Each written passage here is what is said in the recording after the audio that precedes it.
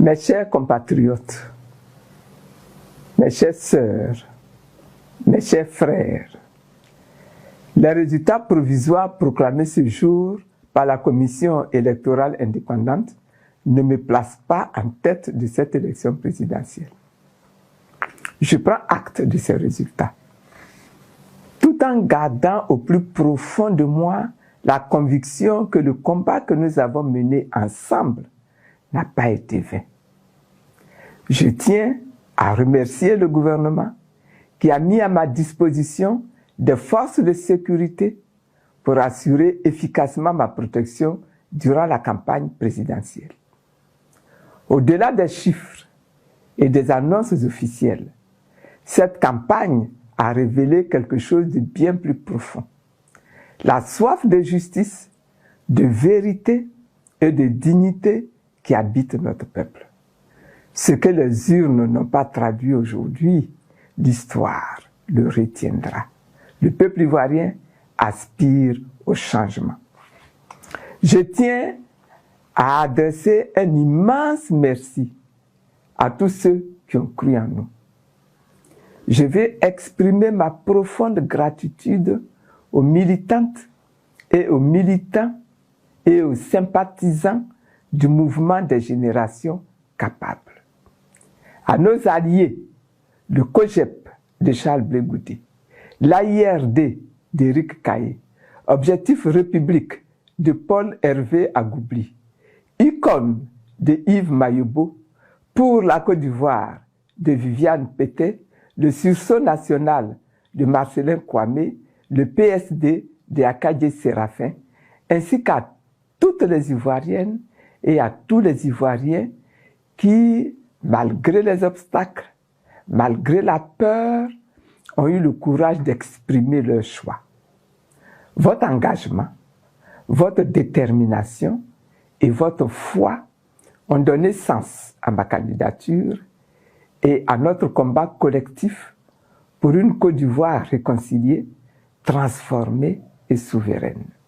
Je suis fier de vous et je vous dis du fond de mon cœur, merci. Les résultats proclamés aujourd'hui ne reflètent pas fidèlement la volonté populaire. Deux grandes causes expliquent la situation que nous observons. Premièrement, nous avons un système électoral inéquitable et verrouillé. Depuis des mois, nous avons réclamé des réformes profondes pour garantir un scrutin inclusif, transparent et crédible. Le gouvernement nous a opposé une fin de non-recevoir, de sorte que cette élection s'est tenue avec un fichier électoral contesté, truffé de doublons, d'électeurs décédés et de radiations discutables. Une commission électorale déséquilibrée, où le pouvoir a conservé une influence écrasante. Un climat d'intimidation et de violence qui a privé nombre de citoyens de leur droit de vote. Dans plusieurs régions du pays, Grand Pont, Yassap, Orbaf, Bobo, Ngati, Tiaa, Lopou, Youil, dans la Niébi-Tiassa, Grand Yapo, Séguié, Boguié, Ano, dans la Mé, Motobe, Ndoubato, Minissi, Agou, le vote n'a même pas pu se tenir. À Fakobli, Serio, Guiglo, Issia, ou encore dans certaines communes d'Abidjan comme Yopougon, Sidessi-Lem, École Bade, des scènes de tension ont empêché le déroulement paisible du scrutin. Dans plusieurs localités, à Koupé, à Ferry, Bekwefin, Songo sous-préfecture, Daoukro, EPP d'Adiekro, Jacquesville, Atoutou, Yamsokro, des troubles, des saccages des urnes emportées, des attaques contre des locaux et des agents électoraux ont privé des électeurs de leur droit d'expression citoyenne. Nayo, une sous-préfecture dans le département d'Issia, est un exemple emblématique où des affrontements communautaires ont occasionné des morts, de nombreux blessés et des destructions de biens que je déplore. Je m'incline devant la mémoire de toutes ces victimes. Et pourtant, la CEI évoque un taux de participation supérieur à 50%, y compris dans des localités où le vote n'a pas eu lieu. Ce chiffre est manifestement inexact. Nous ne pouvons pas bâtir la démocratie de la sorte. Nous avons eu une opposition divisée, dont une partie a créé un climat de peur et de violence. Il faut avoir le courage de regarder la vérité en face. Le changement souhaité par le peuple ivoirien était à portée de main. Malheureusement, certains acteurs ont privilégié leur calcul personnel, leur égoïsme et la division au détriment de l'intérêt du pays. Cette fraction de l'opposition s'est employée à créer la peur, la psychose et la violence, décourageant des millions d'Ivoiriens d'aller voter et offrant ainsi sur un plateau d'or à Alassane Ouattara un 4e mandat qu'il prétendait pourtant combattre.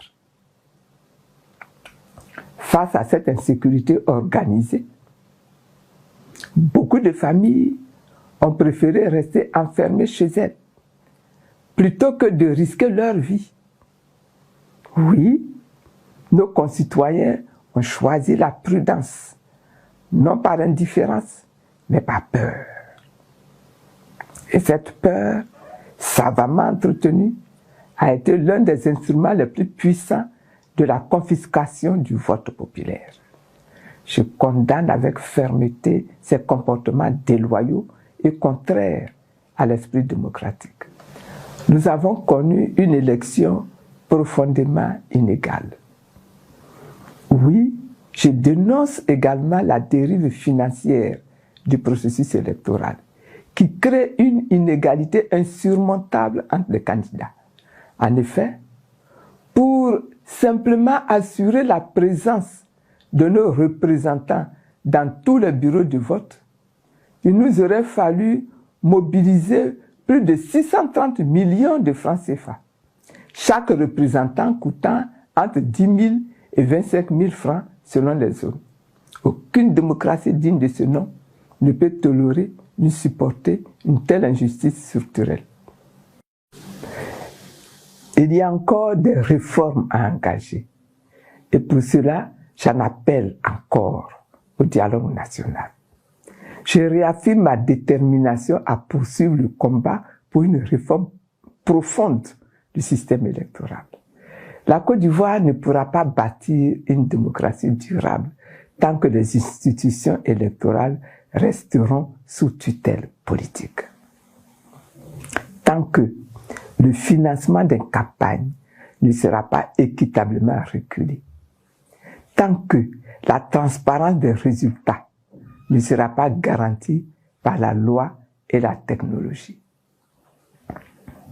Je demande l'ouverture d'un dialogue national inclusif pour restaurer la confiance, pour recoudre le tissu social et panser les blessures de notre nation. Ces blessures, faites d'exil, d'humiliation, de division et de prison, ne guériront ni par la force, ni par le silence, mais par la vérité, par la justice et par le pardon mutuel. Je sollicite la clémence du président de la République pour la libération de toutes les personnes arrêtées et non encore jugées, et l'amnistie ou à défaut la grâce présidentielle pour toutes les personnes déjà jugées et condamnées dans le cadre de cette élection, militants, délégués ou simples citoyens. Aucun Ivoirien ne doit être emprisonné pour avoir exercé un droit démocratique. Frères, mes chers compatriotes, je garde une foi intacte dans le destin de la Côte d'Ivoire. C'est pour cela que je tends la main à tous, aux vainqueurs du jour, aux partis politiques, à la société civile, aux jeunes et aux femmes, aux chefs traditionnels et aux religieux. Unissons nos intelligences et nos cœurs pour rebâtir notre pays sur des bases morales, souveraines et dans la solidarité. Je l'ai déjà dit et je le répète. Ma vie entière est un engagement pour la liberté, pour la dignité et pour la souveraineté de notre peuple. Je continuerai à me battre avec la même détermination pour l'idéal de société que je porte. Une Côte d'Ivoire réconciliée, totalement transformée, souveraine et fière de son identité africaine. Le chantier continue. Et tant qu'il y aura dans ce pays des hommes et des femmes debout, rien ne sera perdu. Je vous remercie.